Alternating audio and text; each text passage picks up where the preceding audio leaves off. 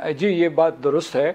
اور اس سلسلے میں کوئی شک و شبہ نہیں ہونا چاہیے کہ جو مغربی ممالک ہیں، کلیدی مغربی ممالک ہیں اور امریکہ، وہ اسرائیل کے ساتھ تھے۔ یعنی ان کے بیانات جو ہے اس میں مصالحت کی بات ہو رہی تھی یا اس کے بعد سفارتکاری کی بات ہو رہی تھی، بنیادی طور پر وہ اسرائیل کے ساتھ ہے۔ امریکہ بھی اسرائیل کے ساتھ ہے، اور یونائٹڈ کنگڈم، فرانس اور جرمنی اس کے ساتھ تھے۔ پھر جو ہے نیٹو کے بہت سارے ممالک اسرائیل کا ساتھ دے رہے تھے، اور امریکہ جو ہے ان میں صدر ٹرمپ نے ایک ابہام رکھا ہے، لیکن ان کی طرف سے جو بھی اشارے آئے اس میں ایک پہلو کے بارے میں کوئی شک و شبہ نہیں تھا کہ اسرائیل کے ساتھ وہ کھڑے ہیں۔ دوسرا یہ تھے کہ وہ تلاش کر رہے تھے کہ کسی طریقے سے ایران کے اوپر دباؤ ڈال کے اسے مجبور کیا جائے کہ وہ ان کی شرائط مان لے جو جوہری معاہدے کے سلسلے میں، یا اگر کوئی معاہدہ نہ ہو تو وہ یک طرفہ طور پر یہ اعلان کر دے کہ میں اس جو امریکہ کی شرائط مان گیا ہوں، یعنی ایران مان گیا ہے۔ تو اس وجہ سے دیکھا جائے تو اس میں تو کوئی شک شبہ نہیں تھا۔ ابھی یہ صرف یہ ہے کہ جو خطرے کی گھنٹی اس وجہ سے بجنا شروع ہو گئی ہے کہ وہ باقاعدہ ایران اور یہ مغربی قوتیں یا اسرائیل جو ہے ایک دوسرے، اسرائیل تو پہلے سے ہی حملہ آور ہے لیکن یہ صفارہ ہو گئی ہیں ایک دوسرے کے سامنے، تو اس کے بڑے بھیانک نتائج سامنے آ سکتے ہیں، کیونکہ تیسری جنگ عظیم چھڑ سکتی ہے، اور وہ پھر جو ہے اسے آپ ختم نہیں کر پائیں گے۔ اور امریکہ کے اندر اگر آپ چلے جائیں تو وہاں اس وقت جو ہے رائے بٹی ہوئی ہے۔ ایک خود جو ان کی بیس ہے پریزیڈنٹ ٹرمپ صاحب کی، اس میں جو ہے اختلاف پایا جاتا ہے۔ ان کے جو بہت قریبی ساتھی ہیں، جو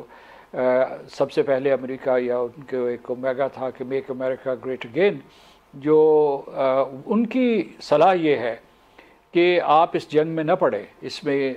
امریکہ کو نقصان ہوگا،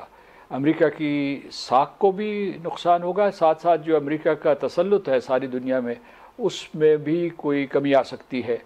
تو اس لیے ایک وہ ہے۔ دوسرے جو ہے وہاں جو اسرائیل نواز ریپبلکنس ہیں، ڈیموکریٹس ہیں، وہ بھرپور انداز میں صدر ٹرمپ کا ساتھ دے رہے ہیں اور کہہ رہے ہیں کہ جی آپ کو جنگ میں شریک ہو جانا چاہیے۔ تو اس لیے یہ ہے کہ ہمیں اس وقت سفارتکاری کا ایک سکوپ نظر آ رہا ہے، اور ممکن ہے اس میں پاکستان بھی ایک کردار ادا کر سکے، کیونکہ یہ جنگ پاکستان کے ہمسایہ ملک میں ہو رہی ہے۔ جنرل منیر ادھر جب صدر ٹرمپ سے ملیں گے تو میں پچھلے کئی دنوں سے یہ صلاح دیتا آ رہا ہوں کہ جیسے انہیں یہ کہا جائے کہ چونکہ وہ پیس میکر ہیں صدر ٹرمپ، یہ حالیہ جنگ کے حوالے سے، حالیہ ہندوستان پاکستان جنگ کے حوالے سے، تو اس جنگ میں بھی وہ مثبت اور تعمیری کردار ادا کرے، اور اسرائیل اور ایران کے درمیان جو جنگ اتنی شدت اختیار کر رہی ہے، اس کو کسی سفارتکاری اور کسی سیاسی حل کی طرف جو ہے موڑیں۔ لیکن خان صاحب، آپ میں نے پھر کہا کہ میرے ایک بہت ہی ہو سکتا ہے چھوٹے دائرے میں دیکھ رہا ہوں، غالباً امریکن اور اسرائیل بہت پہلے سے اس کی تیاری کر رہے تھے، اور یہ جو پاکستان اور انڈیا کا جو جنگ ہوئی جو گزشتہ ماہ، وہ اس وقت امریکنز کو اور ویسٹرن کنٹریز کو سوٹ نہیں کر رہا تھا، اسی لیے فوراً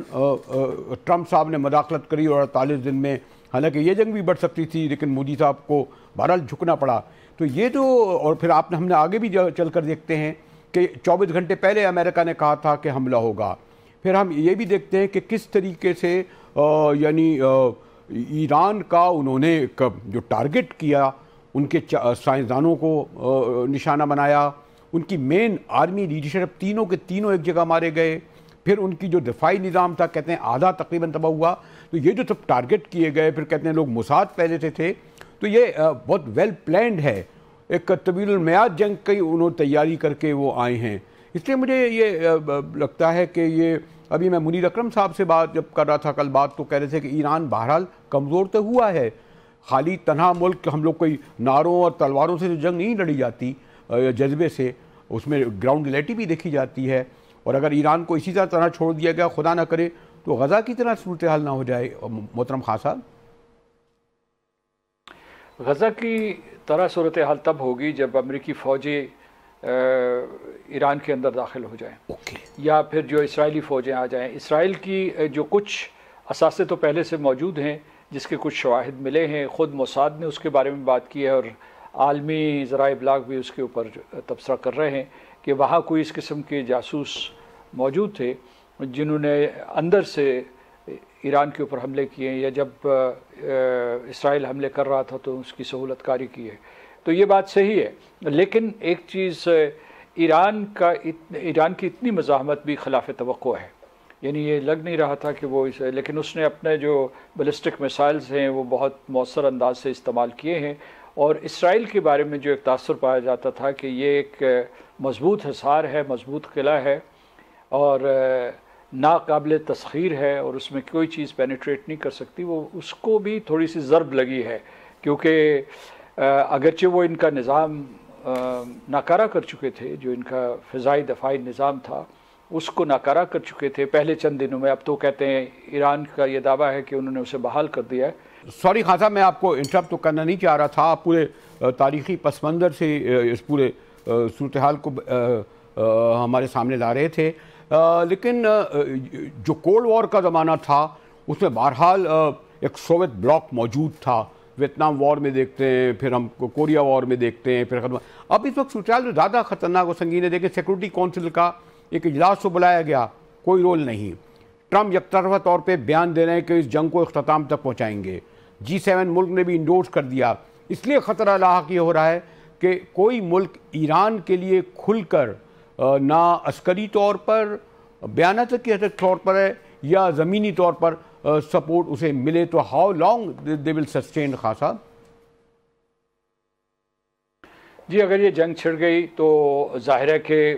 ایران نے کہا ہے کہ وہ جوابی کارروائی کرے گا، اگر امریکہ اس جنگ میں شریک ہوا تو وہ امریکہ کے فوجی اڈوں کو یا ان کی تنصیبات کو نشانہ بنانے کی کوشش کرے گا، لیکن جو امریکی وار ہوگا وہ بہت سخت ہوگا اور پھر جو ہے اس کے نقصانات حتمی طور پر ایران کو زیادہ ہوں گے۔ لیکن ایران کے رہبر نے کہا ہے اور اس کی موجودہ حکومت نے کہا ہے کہ وہ نہ اس طریقے سے زبردستی امن کے لیے تیار ہیں نہ جنگ کے لیے تیار ہیں، وہ بھرپور جواب دیں گے، تو جو بھی یعنی وہ کسی معاہدے کے لیے بھی تیار نہیں ہیں جو زبردستی ان کے اوپر مسلط کیا جائے یا کوئی امن جو ہے ان کے اوپر مسلط کیا جائے، یہ بہت دو اہم نکات ہیں۔ تو اس کی وجہ سے مطلب یہ ہے کہ اہل ایران نے فیصلہ کر لیا ہے یا ایران کی حکومت نے فیصلہ کر لیا ہے کہ وہ جنگ لڑیں گے، لہٰذا ایک تو جو ہم یہ قیاس آرائی کر رہے ہیں کہ اس سے تیسری جنگ عظیم شروع ہو جائے تو ممکن ہے ایسا نہ ہو، ایک مختصر سی جنگ ہو، اور کیونکہ تین مقاصد تھے، ایک تو یہ ہے کہ اسرائیل کے تین مقاصد تھے، ایک یہ کہ ایران کی جوہری طاقت کو ختم کیا جائے، ان کی میسائل کی طاقت کو ختم کیا جائے، اور تیسرا یہ تھا کہ یہاں حکومت کو تبدیل کیا جائے اور سیاسی نظام کو تبدیل کیا جائے۔ تو اس لیے اگر ان کی یہ اسٹریٹجی حکمت عملی کامیاب ہوتی ہے تو ہمیں کچھ نئے آثار نظر آئیں گے اپنے ہمسایہ ملک میں، لیکن اگر یہ جنگ طوالت اختیار کرتی ہے اور جیسا کہ ایران عراق جنگ ہوئی تھی یا دوسری جنگیں تھیں تو وہ تو کئی سالوں پر محیط تھی، لیکن ابھی یہ لگ رہا ہے کہ ایران نے بھی بھرپور جواب دیا ہے اور اس کی توقع نہیں تھی، لیکن اس کے باوجود ایران نے اپنی عسکری طاقت کا مظاہرہ کیا ہے، لیکن اس کے اوپر برسا برس سے پابندیاں لگی ہوئی تھیں، اور پھر جو ہے جو ایسپیوناج کی وجہ سے یا اسرائیل نے جو ان کے اندر پینیٹریٹ کر کے جو نقصان پہنچایا ہے وہ خلاف توقع تھا، تو اس وجہ سے جو سیناریو ہے وہ الجھ گیا ہے،